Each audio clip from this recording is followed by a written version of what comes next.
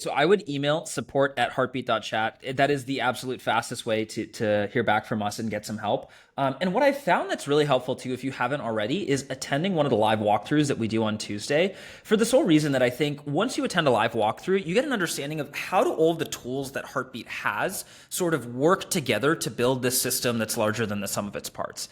And I find that when people attend that live walkthrough, they sort of understand, okay, this is sort of the methodology behind how and why everything was created. It becomes a lot easier to just pick up a new tool in Heartbeat because you understand the foundation of like, okay, they were thinking about A, B, and C when they built this, and this is how they're building the next thing. And so that's kind of the way that I would approach it. Is if you haven't been to a live walkthrough, definitely attend, because you'll understand best practices, you'll understand how others have built in Heartbeat and how the features are sort of intended to be used, so that you can put them into action the way they are intended.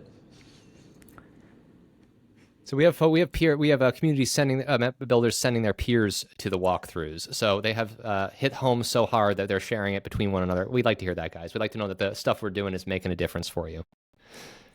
One person also mentioned, by the way, that there's the chatbot for support. We do have an AI chatbot that you can just talk to, and what that's going to do is basically go through and query the help center that we have, as well as like a bunch of stuff that we've loaded in on the back end. And so if you want to be able to just like have somewhere that you can go that you can ask quick questions, you don't want to have to sift through the help center docs, I would definitely recommend going there. The help center itself is also AI enabled. So if you search something in the help center, the first thing that's actually going to appear is an AI summary of like what is probably the best answer to your question, and then below that all the articles come. So we want to make it as easy as possible, right? If it's just like small things of like, hey, I'm trying to figure out how to schedule a post, or I'm trying to figure out how to set up an event in draft mode, right?